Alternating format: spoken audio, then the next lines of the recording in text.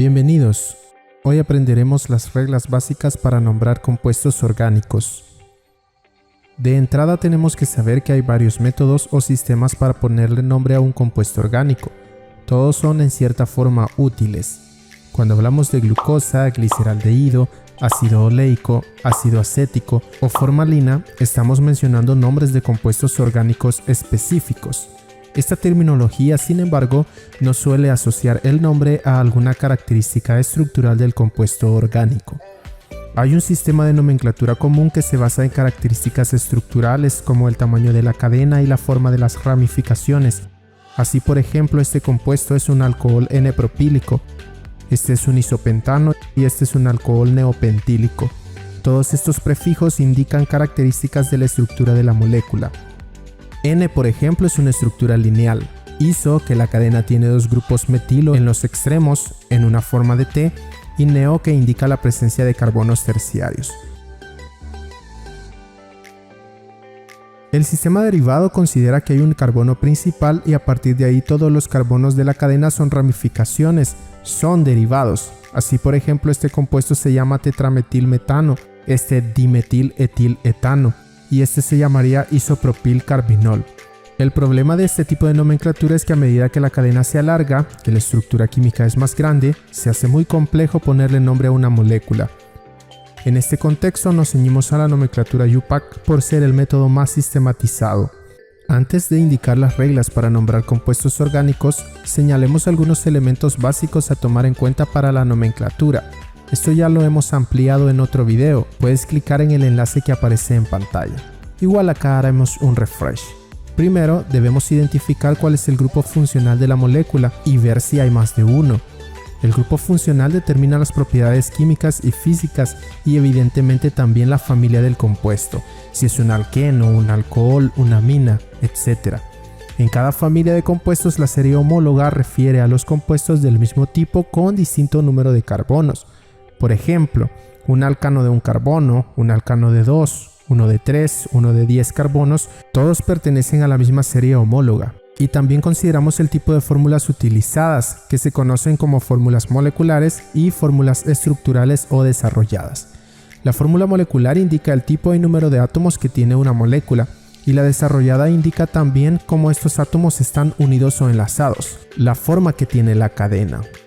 Las fórmulas desarrolladas son las más adecuadas para identificar los grupos funcionales y los arreglos de la cadena. Eso no se puede hacer con las fórmulas moleculares.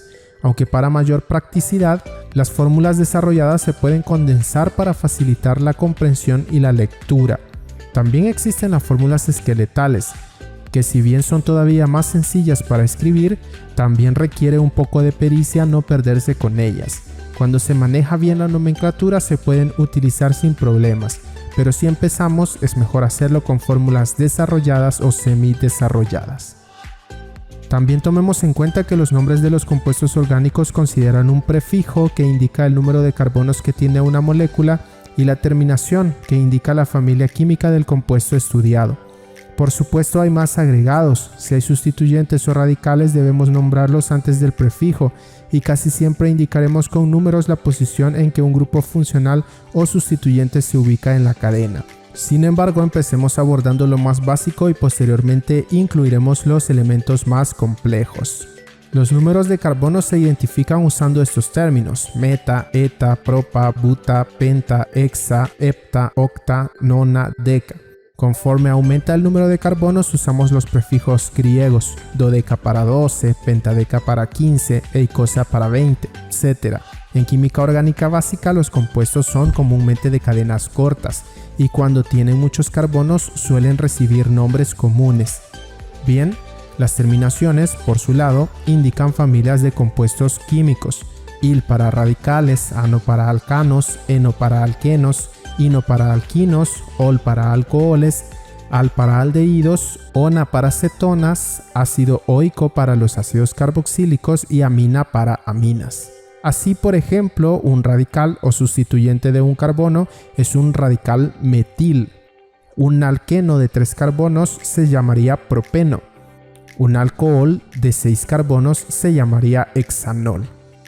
Con todo esto claro, vamos a las reglas básicas para nombrar un compuesto orgánico. Cuando tenemos una molécula, lo primero es identificar la cadena de carbonos más larga. Y esta no tiene que ser necesariamente lineal. Esto significa que hay que explorar todas las posibilidades. Cuando identificamos correctamente nuestra cadena, vamos a numerar los carbonos. ¿Por dónde empezamos? Bueno, se puede hacer de derecha a izquierda o de izquierda a derecha. Si la cadena es sencilla, es lineal, sin sustituyentes, es indiferente cuál es el carbono 1. Si hay sustituyentes, ramificaciones o grupos funcionales, voy a identificar el grupo funcional o sustituyente más importante y debo numerar los carbonos de forma que ese sustituyente o radical quede en el número de carbono más bajo posible. Cuando ya tengo numerados los carbonos e identificados los grupos funcionales, puedo escribir el prefijo y la terminación que dará nombre a la molécula. Si no hay sustituyentes, tenemos ya el nombre del compuesto. Si hemos encontrado algunos, tenemos que nombrarlos. Si hay más de uno, se ordenan alfabéticamente y colocamos el número del carbono donde se ubica. Si un sustituyente se repite, lo señalamos con los términos di, tri o tetra. Por ejemplo, si en una molécula hay 4 átomos de cloro, nombraremos al sustituyente como tetracloro. Veamos cómo se aplican estas normas. Tenemos un primer ejemplo, una estructura lineal de 6 carbonos. Como es lineal, la cadena más larga es evidente. Ese es el primer paso. Entonces lo siguiente es numerar los carbonos. Como no tiene sustituyentes, realmente no importa mucho el orden en que lo hagamos. Puede ser de izquierda a derecha o de derecha a izquierda. Siempre nos quedará una estructura de 6 carbonos. No hay grupos funcionales. Es un hidrocarburo de enlaces sencillos, así que la molécula es un alcano. Un alcano de 6 carbonos se llamaría hexano. Está fácil, ¿no? Veamos otro ejemplo, una molécula con una ramificación. Lo primero es seleccionar la cadena de carbonos más larga. Generalmente pensamos en la cadena lineal o central, pero siempre hay que explorar todas las posibilidades, incluyendo las ramificaciones. En este caso, sea cual sea el camino a tomar, la cadena es de 5 carbonos. Perfecto. Los numeramos cuidando que los sustituyentes queden en el número de carbono más bajo posible, por lo que nuestro carbono 1 sería este. No hay grupos funcionales, es un hidrocarburo de enlaces sencillos, un alcano. Al ser de 5 carbonos, se trata de un pentano. El carbono sobrante lo identificamos como un radical alquilo, un metilo, y señalamos el número de carbono donde se encuentra. Este compuesto se llamaría 2-metilpentano. Veamos otra molécula con distintas ramificaciones. En este caso, la cadena más larga es de 4 carbonos. Al numerarlos, cualquiera de los sustituyentes quedan en el carbono 2, así que cualquier orden es correcto. No tiene grupos funcionales, es un hidrocarburo de enlaces sencillos, un alcano de 4 carbonos, se llamaría butano. Los radicales, ambos de un carbono, serían metilos. Como hay 2 radicales metil, los nombraremos como dimetil, indicando el número de carbono donde se ubican. El nombre de este compuesto sería 2,3 dimetilbutano. Veamos este ejemplo más complejo. Tenemos múltiples ramificaciones en la molécula. Debemos explorar las distintas opciones a fin de identificar la cadena más larga. En este caso es de 9 carbonos.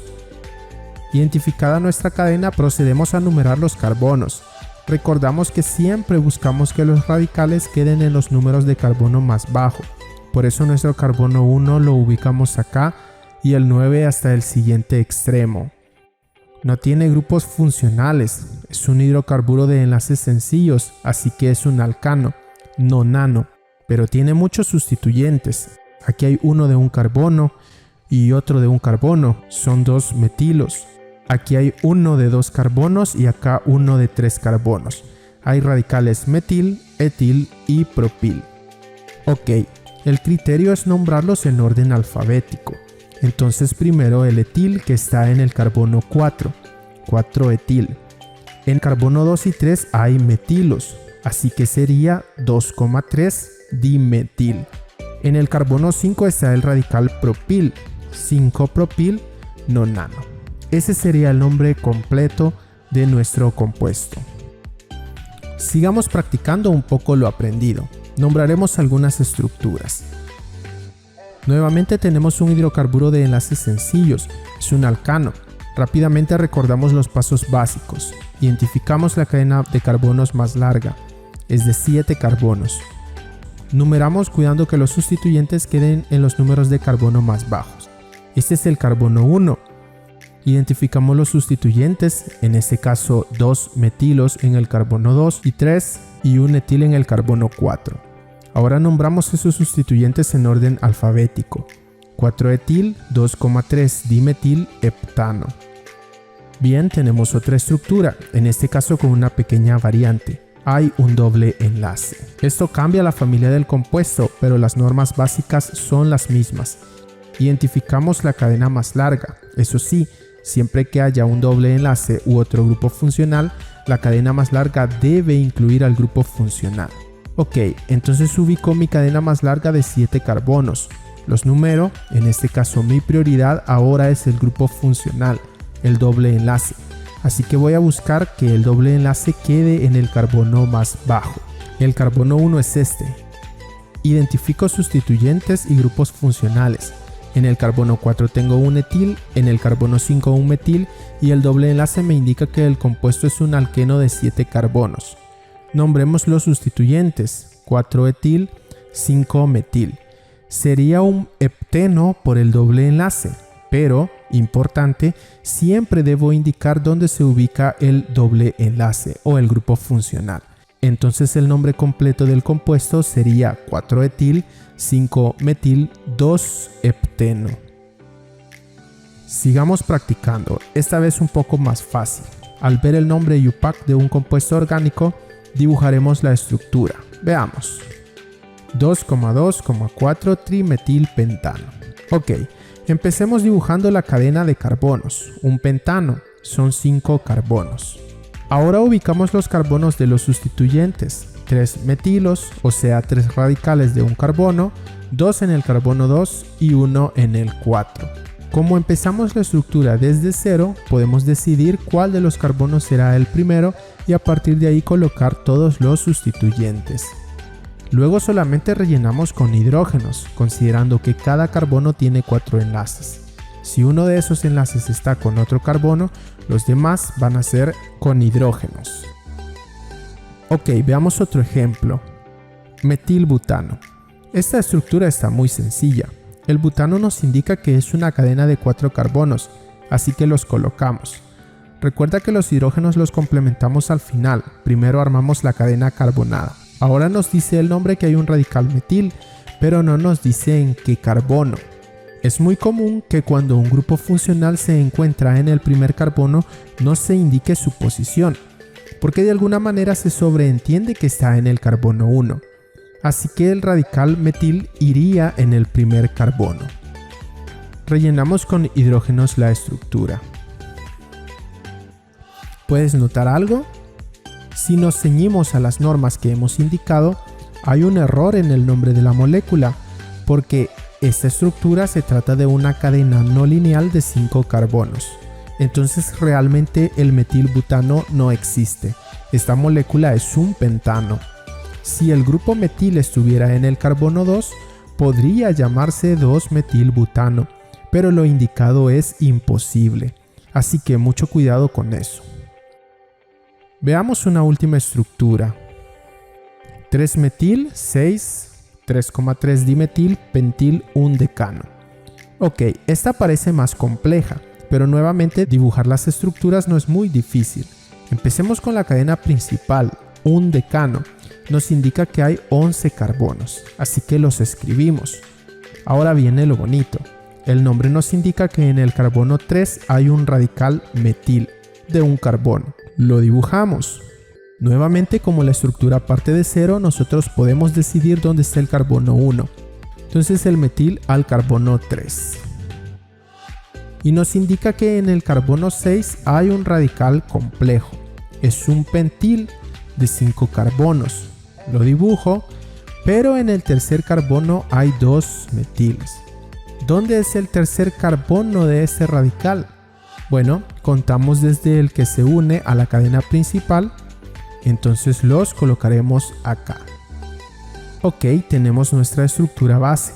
Ahora rellenamos con hidrógenos, cuidando siempre que cada carbono tenga sus 4 enlaces completos. Acá está la estructura. Está fácil. Sigue practicando, ahora ya puedes resolver ejercicios de nomenclatura básica de compuestos orgánicos. Conforme avancemos en el estudio de la química orgánica, iremos señalando matices sobre la nomenclatura de las demás familias. Sin embargo, lo elemental se ha resumido en este video.